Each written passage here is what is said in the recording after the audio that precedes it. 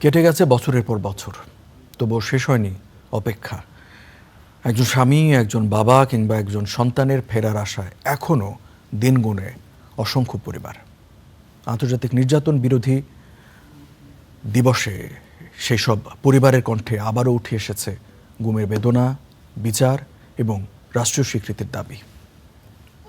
আমার বাবা, আমার চাচুরা দিনের পর দিন, মাসের পর মাস, বছরের পর বছর থেকেছে। একদিন দুদিন নয়, বাবাকে ছাড়া কেটে গেছে এক যুগ। আমি তো কিচ্ছু চাইনি, আমি শুধু আমার বাবার বিচারটা চেয়েছিলাম। নিষ্পাপ কান্নায় এখনো বাবাকে খুঁজে ফেরে রাজধানীর শাহিনবাগ থেকে গুম হওয়া কাউসার হোসেনের মেয়ে লামিয়া আক্তার। আমি সেই ছোট্টবেলা থেকে বাবার একটা ছবি নিয়েই হাঁটি আর জানি এটা আমার বাবা। যে দরজা দিয়ে একদিন বেরিয়ে গিয়েছিল পরিবারের সবচেয়ে আপন মানুষটি, তারপর আর ফেরা হয়নি।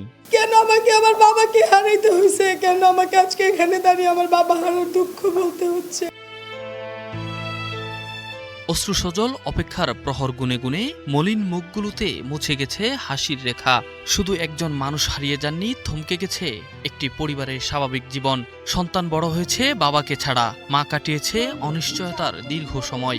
আন্তর্জাতিক নির্যাতন বিরোধী দিবসে মায়ের ডাক আয়োজিত এই আলোচনা সভায় প্রিয়জনকে ফিরে পাওয়ার আকুতি ছিল সবার কণ্ঠে। 16 বছর স্বৈরাচার শাসন আমলে এই গুমের ভিকটিমরা ছিল নিজের দেশের উদ্বাস্তু। আমার ওয়াইফ আমাকে বলেছে আমাদের বন্ধুরা দূরে থাকে, আমাদের আত্মীয়রা আমাদের ফোন কল রিসিভ করতো না। এ সময় গুমের বিচার নিয়ে কথা বলেন চিফ প্রসিকিউটর। জানান, ট্রাইব্যুনালে গুমের ভয়াবহ বর্ণনায় কান্নায় ভেঙে পড়েন সবাই। তারা কতটা অমানুষ হতে পারলে এই জাতীয় ঘটনা তারা করতে পারে। তারই আপনারা ইতিমধ্যে দেখেছেন, আপনাদের দুইটি ঘটনাস্থল, দুইটি আয়নাঘর, র্যাবের একটি, আমাদের ডিজিএফের ওখানে একটি, আমি দুইটাই কিন্তু আমি আসার পরে সিলগালা করে দিয়েছি। আর ডেপুটি স্পিকার বলেন, নীতির প্রশ্নে বিতর্ক থাকলেও ফেসিবাদের প্রশ্নে ঐক্যবদ্ধ থাকার বিকল্প নেই। আমি আমার প্রথম ভাষণে বলেছিলাম, এই সংসদ মুসলিমের সংসদ, ফাঁসির মঞ্চের আসামিরা এই সংসদে আছেন, আয়নাঘরের যারা ছিলেন তারা এই সংসদে আছেন, গুম হওয়া ব্যক্তিগণ এই সংসদে আছেন, এই মুসলিমের সংসদে দাঁড়িয়ে আছি আমরা। প্রধান অতিথির বক্তব্যে অশ্রুসিক্ত বিএনপির মহাসচিব।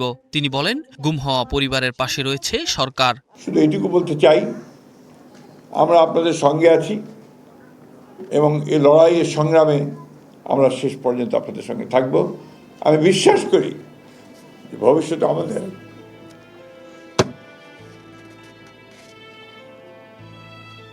আর এই কষ্টের শিকার হতে হবে না।